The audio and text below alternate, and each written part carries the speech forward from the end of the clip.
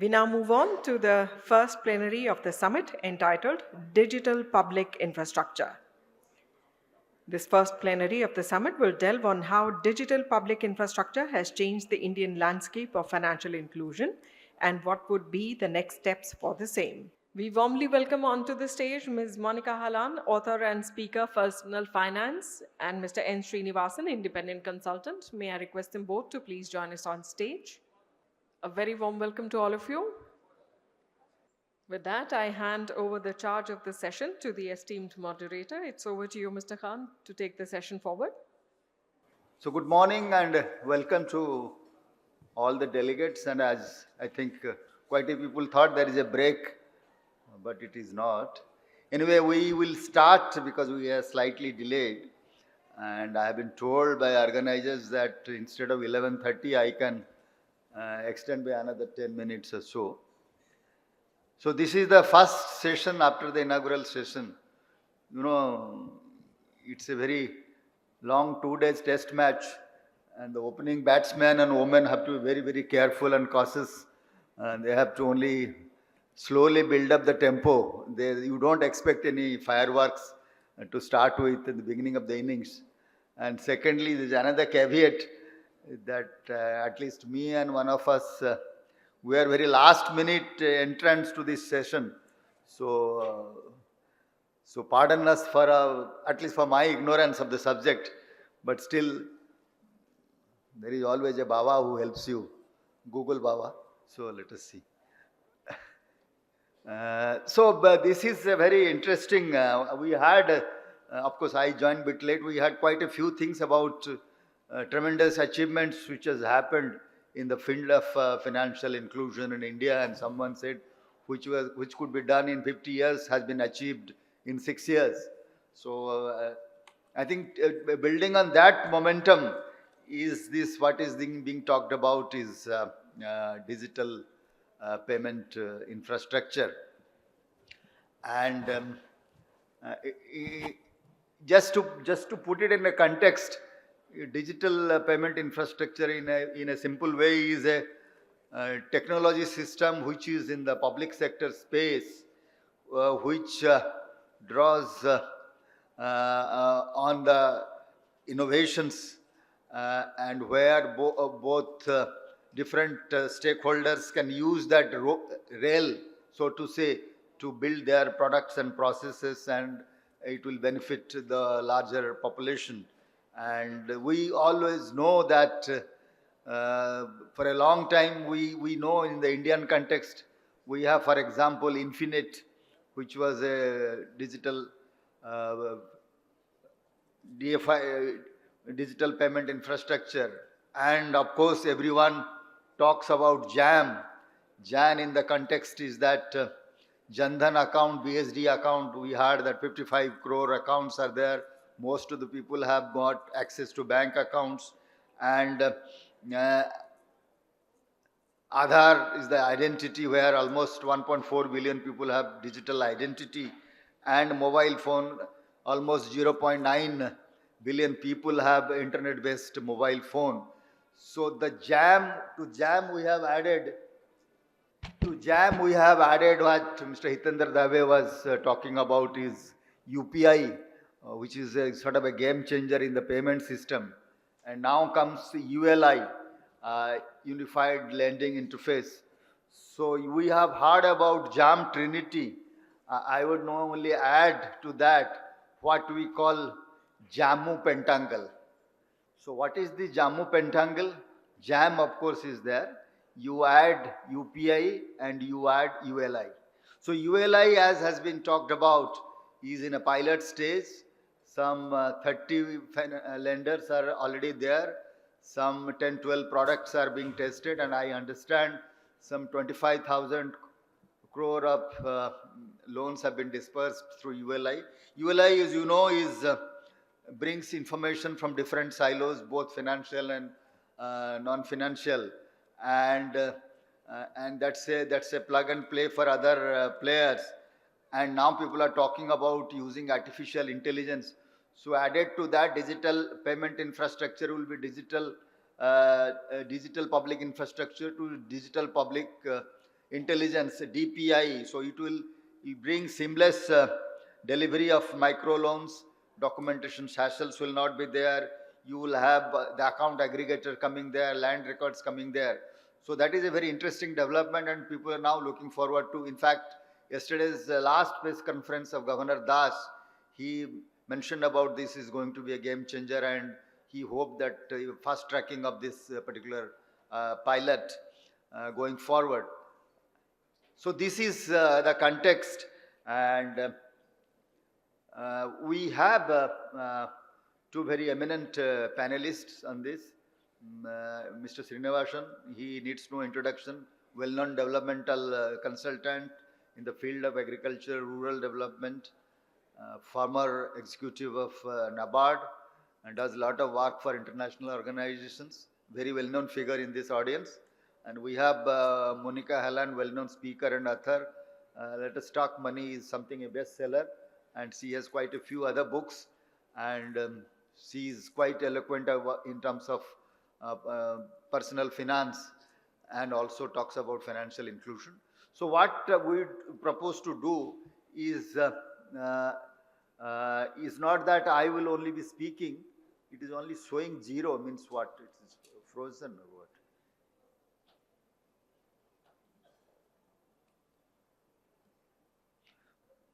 So I'll not be talking alone. So we'll have some sort of a conversation type of thing. So maybe I'll go there after this initial remarks. So, and we'll start some conversation on DPI. I think that should be better. Let me go there. So, in the financial inclusion space, technology has come to assume very, very important role, and digitization is impact on the economy, and it has a very going to a profound impact on the financial inclusion space. But as you know, the financial inclusion is one area, given the vast majority of the people living in rural area, not very high literacy level, much less digital literacy. So you will need what I would call, many people call, technology with touch. So basically what you're talking of physical interactions plus digital interface. So I think when you talk about DPI, I think that also has relevance. So let me turn to Monica about what is the sense he makes of DPI in the emerging context of financial inclusion, and where we stand now, and what will be the way forward for a meaningful, impactful financial inclusion. Thank you. Thank you so much. Delighted to be here. And just to start off the conversation, I am a data person. I like Excel sheets probably more than I like people. So I looked at some data and I wanted to put it in context of what has happened to us in India. What this technology, what this grand project, like if I look at it, basically the pipelines have got interconnected so that me as an individual doesn't have to worry about the back end, but I'm able to do a multitude of things simply because the government, the RBI, the banks and institutions had this idea that we should create this digital public infrastructure. So and of course to the team in Bangalore, Nandan Nilekani and that team who has been very proactive in giving us this gift. So just in terms of some data, which so we know 1.3 billion people on Aadhaar, UPI handles 10 billion transactions. But the value, when you look at the value, then we get some very interesting numbers. What India transacts in a month on just UPI is more than the GDP of many countries. Okay, and this data was very interesting. So in October 2023, the UPI transaction were worth US $206 billion, which is close to the GDP of Hungary. Okay, so the GDP of Hungary was the value of our transactions on UPI, nothing else, just UPI for 1 month. This is last year. October 2024, we were at $282 billion, close to the GDP of Portugal. Let's take annual numbers. The annual numbers, 12 months to say yesterday, it was $2.9 trillion, which is close to the GDP of France, which is the world's seventh largest economy. And in the previous 12 months to this last year, it was at 2.1 trillion, which is the GDP of Canada. I mean, this is the scale of what we've managed to do with just transactions. And we know how it empowers the last person on the chain to manage their financial lives. And I think technology, what you need is a very high-tech, low-touch solution to some of the problems. So as we go in the conversation, I have a whole list of things where I want this road to lead. So we've begun really well, but of course there are challenges ahead, and there are features that we can build on this, which for me as a person who thinks about the individual as being at the heart of the financial sector, because you see, it is my rupee in my wallet which makes everything possible, right? It is my savings, my investments. So I have a vision of what the digital public infrastructure can mean in the future for me as an individual as I manage my earnings, savings, investing, and bequeathing of my assets. Let me leave it here. Thank you, Monica. I'll now turn to Srini. What sense he makes of the journey so far we have done in the case of DPI, and given his expertise in the field of agriculture, I will also urge him to say something about the agri-stack, which is going to be a game changer. You know, we have done a lot of, if you see the headline numbers, 27 lakh crore to rural credit, but still 88% of the land holdings are by small and marginal farmers, and still they are around 52% of the total credit. So still vast majority of small and marginal farmers are outside the ambit of institutional credit. So this agri-stack, will it be a game changer? As you know, agri-stack, is a combination of registries, whether it's a land registry or it is crop sown areas and input suppliers, plus what is now being talked about along with UPI, ULI is Unified Farmer Service Interface, UFSI. So, Srinivas, could you throw some light whether this agri-stack can be a game changer for reaching the last mile of rural finance in the context of what is happening to the small and marginal farmers? Your thoughts, yeah. Yeah, thank you. I think when we talk about DPI, like Monica also said, we are building a highway. The highway takes you to the towns, it takes you to the rural areas, it takes you to small business, big business, agriculture is all alike. The two sides of this, which is not fully appreciated, is there is a supply side of DPI, there is a demand side of DPI. When you talk about users, supply side also uses this, demand side also uses this. In terms of how we have done this, one part is the identifier kind of functions which the DPI performs very efficiently. When you look at, say, Aadhaar as one of the massive systems which helps big time in making the DPI become feasible across millions of people, so that you decentralize the delivery with high efficiency and high amount of credibility to what you do. The registry functions, where you look at things like small businesses registering or the land registry you talked about in the context of stack, these do not seem to be at the same level as the identifier kind of aspects of what we do in DPI. So the demand side, more would come in on the registry side. How many people you are able to, bring in? The Kisan Samman, the farmers' payment that we make each month. We still have a huge difference between the number of small holdings in the country identified and the number of farmers who actually get access to those funds. If DPI were very effective, especially the registry function, we should have seen almost all the farmers, all the landholdings getting in. So the demand versus supply side, and also the identifier versus registry kind of functions that are forming part of this, how they are built and how inclusive is the registry side, what kind of things enable people to come forward easily and register, or even registry is only a supply side function being carried out. Not much scope for a person who actually wants to enter this, coming on his or her own. Whereas in the case of Aadhaar, people had to come in. There was some statutory mandate that people have to come and participate. So looking at this, once this DPI is in place, how well a given user is able to access it if he is not already part of it through a supply intervention is one of the things that we have to more carefully look at. How do we take those people who are in the corners, in the remote areas, walk in and be able to part? Coming to the agri-stack proper, yeah, it's a work in progress.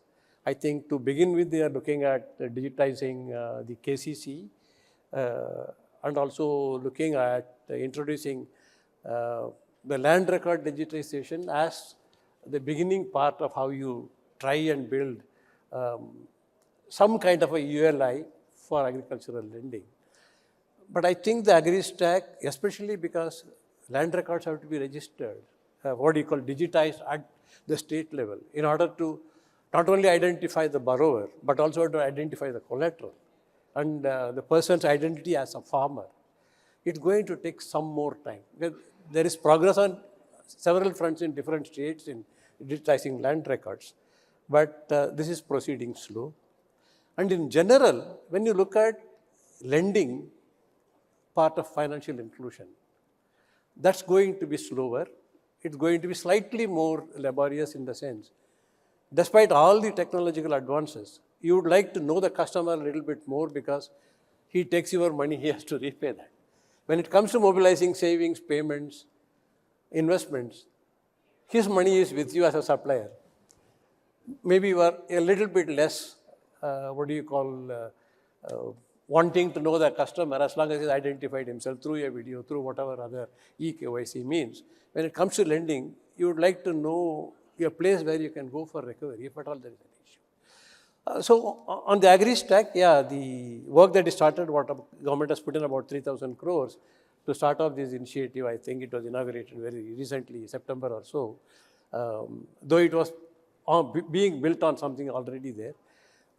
We all would like to really look forward to, say, 3 years down the line, how comprehensive this will be, and block after block, how incrementally it will actually benefit the customers, especially the smallholder farmers. If I could just add to, you talked about the digitization of the real estate, the property. I think for me, that's going to be the most difficult thing because one, it sits with the state government.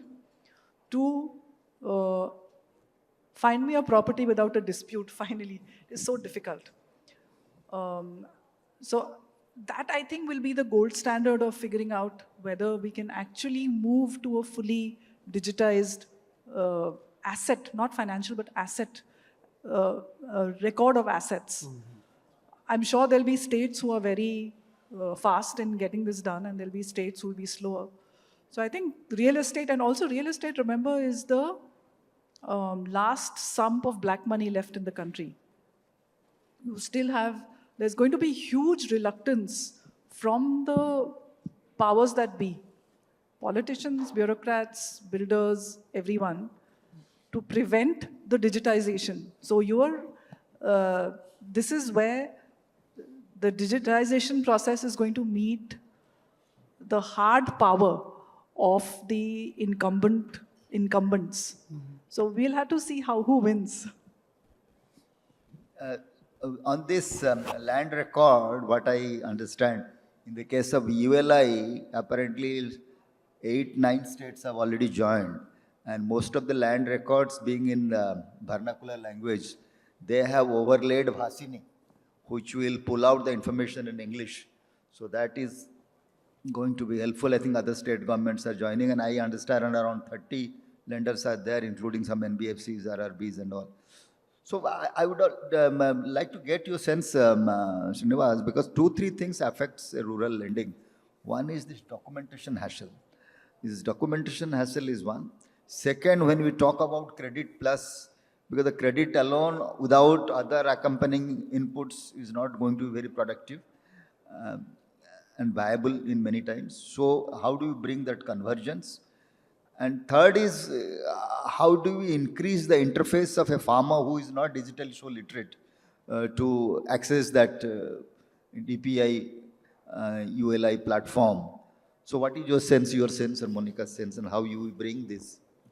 And also, just to add to that, is we have particularly the marketing part of the small surpluses of small and marginal. He doesn't have a large surplus like many other medium or big size farmers. So how do we integrate that into the ULI? You have any sense on that? My concern is really, especially for the non-financial and even for the financially literate citizens, I think the challenge is the growing frauds using this infrastructure. So I think already in 2024, I think 12,000 crore has been stolen from the wallets, from the banks of citizens. So together with the advance of technology, I think the protective measures, we cannot roll the genie back into the bottle. That once the technology is out, it's out. You have to use more technology, not less, to deal with it. So I think at a war footing, the government and the institutions have to restore confidence, because a lot of the elder people, and there are people in their 70s and 80s and 90s who are at the moment very afraid of using the infrastructure simply because of the kind of frauds which happen. So I think we really need to restore confidence, because we have a great asset and we cannot leave it open for the fraudsters to use. Yeah, I'll just add to what you said before I turn to Srinivas. You know, somebody talked about 5 C's of financial inclusion. We had talked earlier about 4 A's. Now I have added 3 more A's. There are 7 A's of financial inclusion. Is availability, acceptability, accessibility, affordability, awareness, adoption, and most important, the point you said is assurance. The user should be assured that whatever information he is giving, it is properly protected, his interests are protected, and the systems are not such that his interest is jeopardized and he is not subjected to the fraud and all you said. I think very important, particularly people, first generation people who are getting into digital financial inclusion. The trust and assurance for them is very important. People like me and you losing 1,000 rupees, 2,000 rupees, 5,000 rupees doesn't make any issue. But a small farmer or a villager, if he loses 2,000, 5,000, 3,000, using the digital, I think his confidence wins like anything. So I think that's a very valid point. But we have to work further, as you said, we have to bring further technology to see that how it can be protected. Just and because... it cannot be done in silos. The telcos have to be a part of it. Yeah. Why is it that only in India you have somebody who has 1,000 SIM cards? So, what are the telcos doing about issuing those valid point, SIM cards to people? So, Srinivas, on those points, on those market access, convergence and documentation, would you like to add something? Yeah, I think on market access, YNDC started off with the promise that it will be highly decentralized. Not so much visible. Retail participation will be possible. As I said, the supply side offering is that. The demand side, the user perspective, how many people are actually able to sign in onto the platform. It's going to be difficult for an individual farmer to do.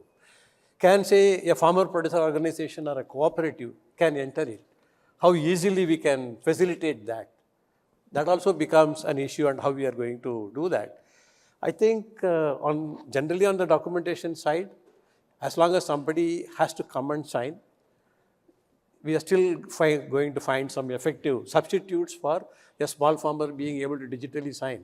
With the DSCs, I am finding difficult to sign on some other documents on the MCA websites. In the last about 1 week, I'm finding how difficult it is. So we have some way to go. It's not to say that we have not started well, we have started well. There is a lot of good intent, there is a lot of good technology out there, but we should look possibly always on the last mile, the last man who is going to use the system. I think if that perspective comes in, then we'll build some stronger system like the UPI, like the Aadhaar, and the way it is used. Thank you. I think we are getting enough signal.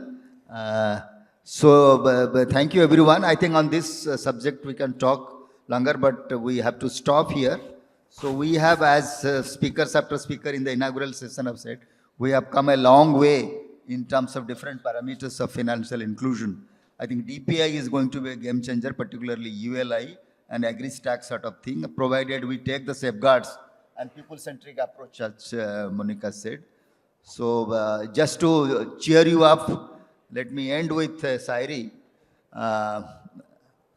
because a lot of things have been achieved, but for meaningful and impactful financial inclusion, there are miles to go. ये इस तरह से है, मंजिल से आगे बढ़कर मंजिल तलाश कर, मंजिल से आगे बढ़कर मंजिल तलाश कर, मिल भी जाए दरिया तो समंदर का तलाश कर. Thank you.